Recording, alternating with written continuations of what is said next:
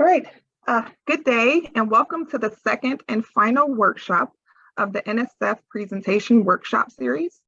I am Amber Bryant, the Project Manager, Workshop Coordinator, and the host of today's event. Please be comfortable. We are here to learn, network, and work collaboratively, so feel free. We want you to ask and pose any questions that you have at any time, and you can use the Q&A box or the chat for that. We want you to ask questions open and honestly and know that you're here, that this is a safe space to communicate and learn. These workshops are sponsored by the National Science Foundation and hosted by the Pearce Data Hub. The Pearce Data Hub is a collaborative initiative between AERA, the American Educational Research Association, and the Inter-University Consortium for Political and Social Research at the University of Michigan, ICPSR. When your time permits, please check out the Pearce Data Hub resources. We have several webinar recordings such as these that may interest you, along with our most popular resource, over 150 individual data sets accessible for secondary analysis.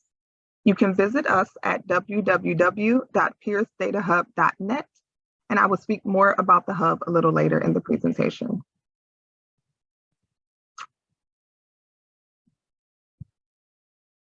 Before we get into the review of Workshop 1, I would like to share the agenda with you, as well as have you take a moment to fill out a Google form that we have. The Google form will help us assist in breaking out the sessions later for the networking and collaborating. And if you give me a second, I'll paste that all into the chat for you. The agenda that I'm sharing with you also has links to the slides that I am presenting from right now. So as I'm presenting, I want you to feel free to follow along, as well as click through some of the active links that are in the presentation. So just take a moment, if you will, and open up the agenda so that you can follow along with the presentation and have the links, as well as take a second to fill out the Google breakout forms. So for the breakout sessions, you're going to be able to go to 2. So the first question is choose 1. Second question is choose 2. I'm going to pause here for a minute to give you some time to open those up.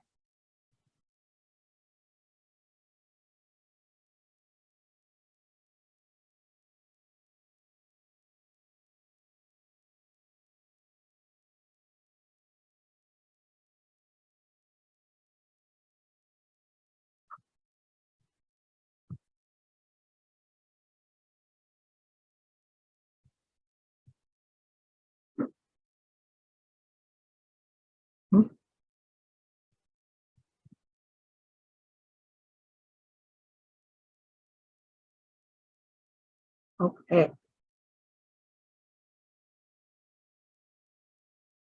All right. We're going to keep going, and we will repaste those links throughout the session if people are coming late or if you happen to miss it. So don't worry. We'll be sharing those repeatedly throughout the presentation. So today I will quickly share an overview of the first session, providing you some insights into some of the interesting education innovations that were shared, discuss some of the logistics of the Dear Colleague letter, and before we break out into rooms, we will hear from a virtual data provider. We are very excited and happy to have the director of the Virtual Learning Leadership Alliance with us, Cindy Hamblin, and she will share a bit later about how the VLLA works and how they can potentially help you in your collaborations. These are the breakout sessions that you all saw in your groups. So later in the workshop, we will separate into breakout rooms for 20-minute increments, 2 rooms total.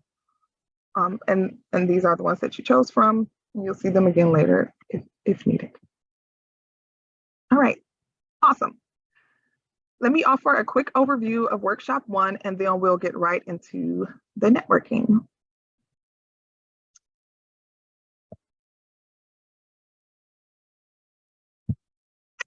So we had a very nice guest speaker there.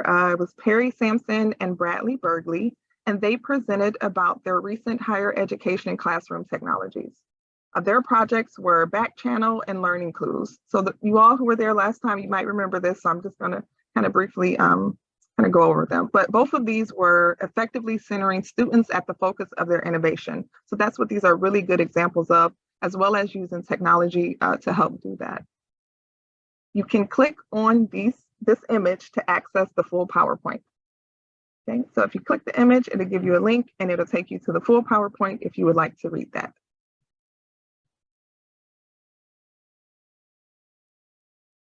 So we'll talk about their first one. Their back channel project was motivated by students' resistance to asking questions in undergraduate STEM courses. So in their pilot study, they asked 359 undergraduate students the following question: when I have a question, I am comfortable asking them verbally during class. As you can see, the majority of students, both those who identified as male and those who identify as female, answered either strongly or somewhat disagree with feeling comfortable asking questions. So this motivated them to create their back channel project. These were their research questions to their study. Do students in classes with an anonymous back channel, versus a control have higher rates of student questioning, perceive higher levels of belongingness and self-efficacy, and report greater STEM identity? And the last question was, do relations differ from traditionally underrepresented groups? So that was just another contextual question they were asking of that. This is what they got out of their pilot study. Overwhelmingly, the students appreciated having that option of asking questions anonymously. Students responded positively to that option. And again, you can have full access to this study by clicking the link at the beginning. The other innovation that they shared with us was learning clues. And this one is gaining a lot of popularity and it's eventually going to be on the market, is what their hopes are. But with this project, they successfully used data mining to help create learning guides and resources for students. So the process includes pulling and reviewing all multimedia resources within a course's online platform. So let's say Canvas or Blackboard or some online platform that students use for classes, and a STEM resource class, for instance, and you'll be able to scan and digitize all of the lecture material, homework material, study guides, and anything accessible in the course. What this is going to allow students to do is search terms or moments and instances throughout all of these multimedia to find the topics that they're looking to study.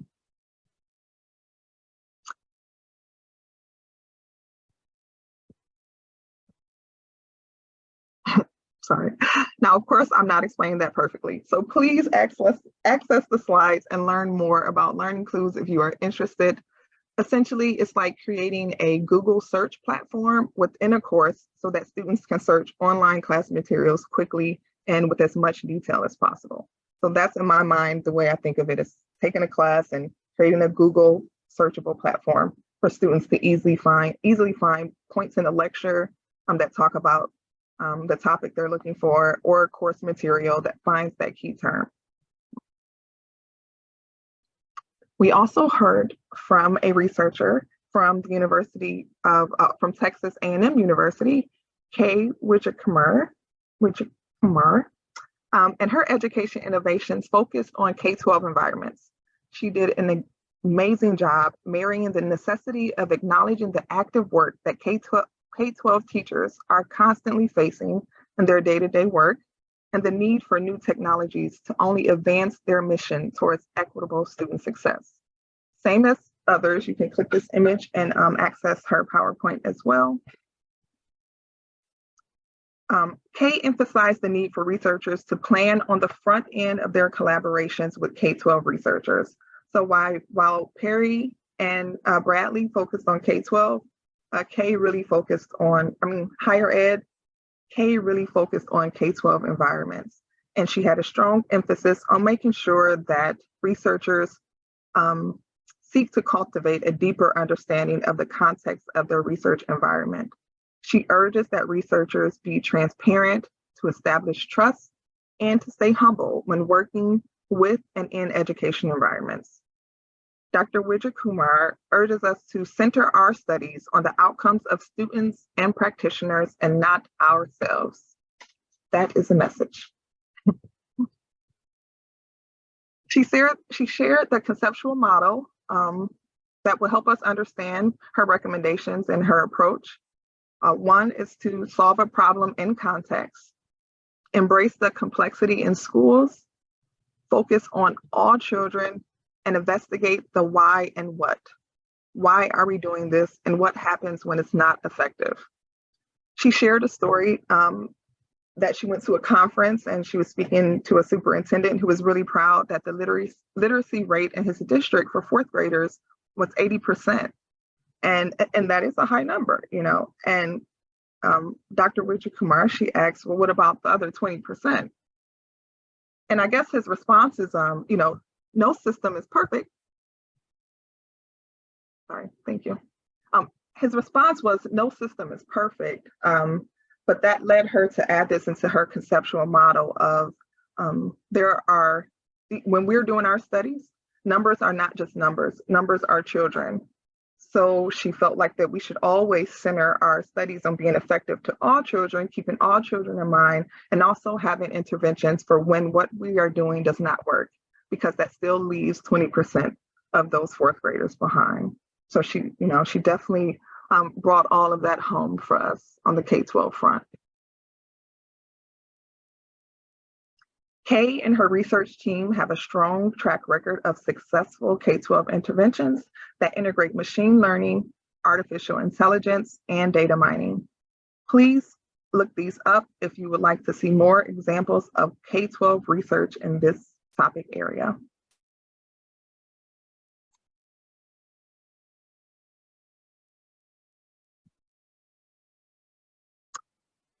Lastly, and this is in direct preparation for our breakout sessions, we also heard from the NSF program officers leading this award, Jessica Spybrook and Rob Oschendorf.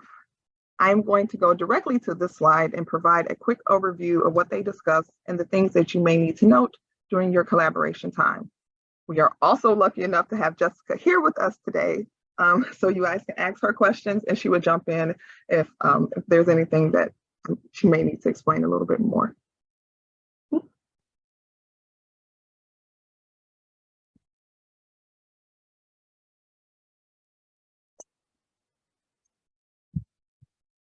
Okay, so this grant is in, this workshop is in preparation for applying to this Dear Colleague letter for a BCER grant, BCSER, which stands for Building Capacity in STEM Education Research.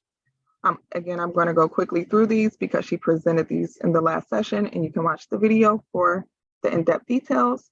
The deadline that we are preparing you all for is February 24th, 2023. There are 2 specific tracks for this, and I believe there might have even been a third that we might mention a little bit later, but definitely 2, individual investigator development and STEM education research, which is geared towards the pilot or budding projects in STEM education research. And then the institute methods and practice. Oh, no, I get it, now I see. The independent track, yes, there's 2 types of investigators in that one. We have new investigators and experienced investigators. So that's the one track that you would have if you want to go about it that way. And the second track is the institute, which is training more education researchers.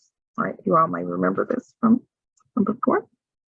These are the technologies, the emerging technologies that the proposal would like for you to consider while you're doing your collaborations and coming up with your research questions. They have some preparation outlines and guidelines for you for both methods of applying. Merit criteria as well. Please review all of these, as well as open the Dear Colleague letter, of course. But I just wanted you to see this resource here. I would definitely advise you to download this PowerPoint out of all of them. Okay.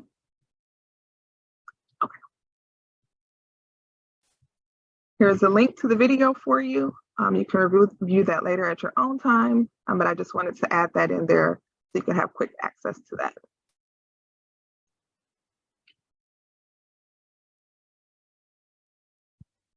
Okay, so here are some of the major details pulled out for you, some of the links that you can easily access. And as we prepare to go into our breakout sessions, I wanted to offer you some last tips about how to use the most of this breakout time.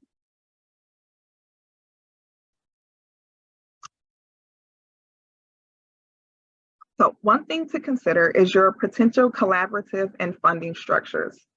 I understand that this is really getting into the weeds and the details of the proposal, but it's just something that you want to keep in mind while you're thinking about these collaborations. Typically, there are 3 traditional ways that inter-universities collaborate. Again, this is just something for you to think about. You can include a subcontract in your proposal if you're going to take the lead and be the PI institution that takes the lead, and you would just subcontract another faculty member or researcher at another institution. You could submit collaborative proposals where they are individual and you submit to the call separately, but you talk about the joint collaborations that you all are going to do and you make points and hints to each other's. And the last one is to give your collaborator a dry or research appointment at your institution. I think this one is maybe a little less common. It can be easier in some instances, but I strongly advise you to ask questions of your institution and kind of consider what would be best for your collaboration. So there's a lot to go into that, but these are just some ways that researchers collaborate across universities.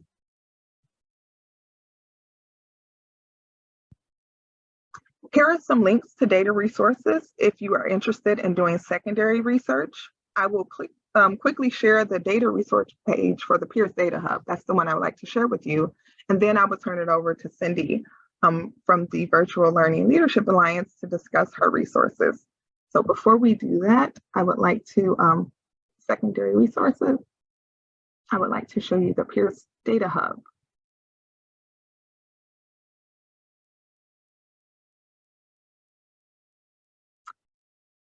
I would love to walk you through the entire Pearce Data Hub. Please come here and visit. For now, I really just want to show you our Discover data page. If you go here at the top of the screen, you go to Discover and you hit data sets. What we have here is a list of data sets. Some are publicly available, some are restricted access, but we have instructions for you to access those as well. This is the over 150 data sets I mentioned in the beginning. They are separated by topic. If you click K-12, you will see quite a few. Higher education data sets.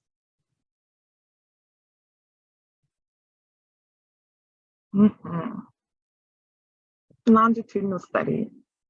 So please definitely visit this webpage as you consider your research and your collaborations. There's a lot of data sets that we put there for you all. So I tend to like to put that plug in there because people really enjoy that data resource page. So that is something that you all can go back to and reference, as well as the National Center for Science and Engineering Statistics. They have a really nice data interactive website, data tool website that I would recommend you all using. ICPSR, I believe it's the largest in the world as far as archiving social science data, so definitely go there. And the Virtual Learning Leadership Alliance that we will learn about today also offers some more of the newer cutting edge learning analytics. And then we also have a partnership with our digital learning collaborative community, and they have resources as well. Okay.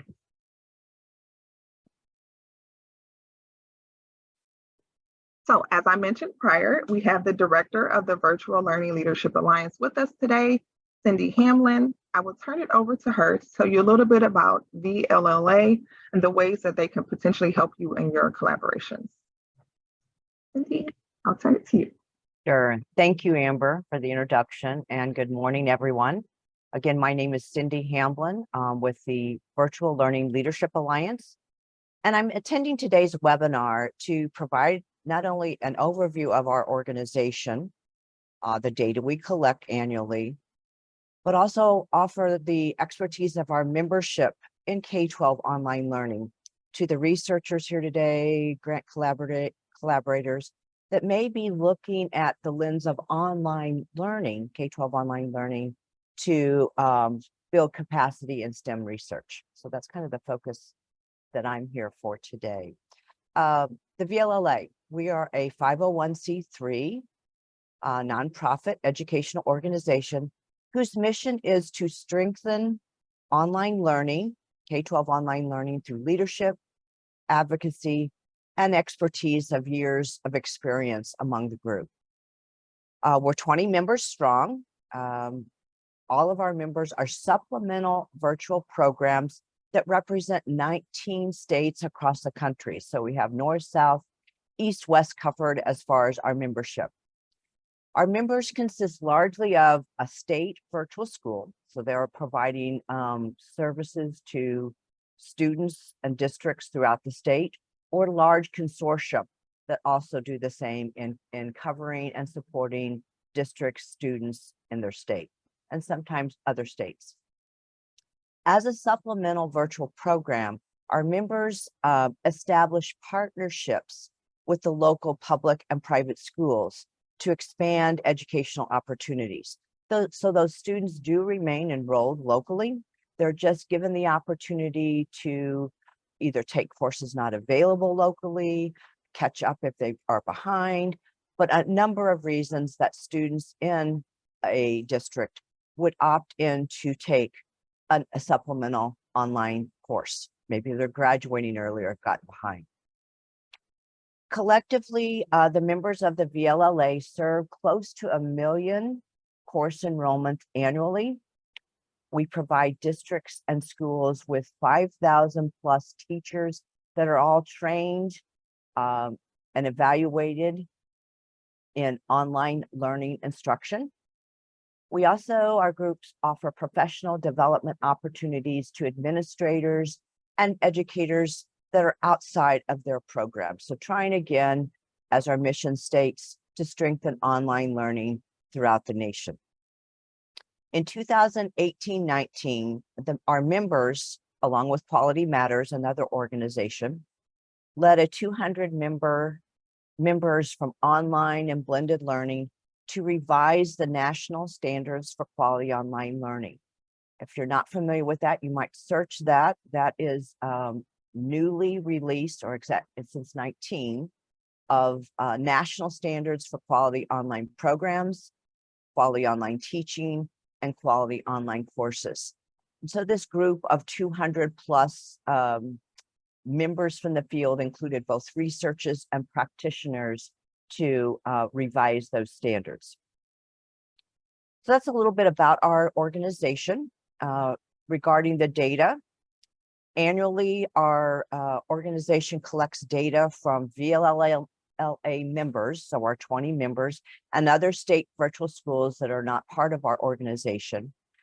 Data around enrollment data, number of schools and district partners, number of online courses offered, completion rates, pass rates of students, and other data that is related to that K-12 online services provided to districts and students. In addition, our members are all report to other boards, whether that's the Department of Education for their state or governing boards. So as individual members, there are other data pieces that they do collect. So that is just a brief introduction to the VLLA and the data we collect. I'd be happy to join one of the breakout rooms. Again, if those on the call are interested in exploring K-12 online learning within your research. Thank you.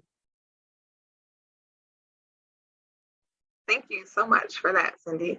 So yes, we do have a breakout room where she will be in there, where you all can ask questions and also collaborate and learn a little bit more about the research from the VLLA. Okay.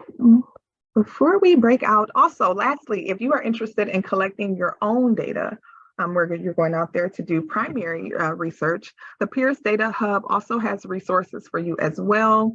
This is just a snippet of the learning page where we have data research and management guides, as well as best practices to go about gathering your data. So please visit the hub if you would like to collect your own data as well. All right, we are going to move into our breakout sessions. As we mentioned prior, we have the 8 rooms that we will be going into.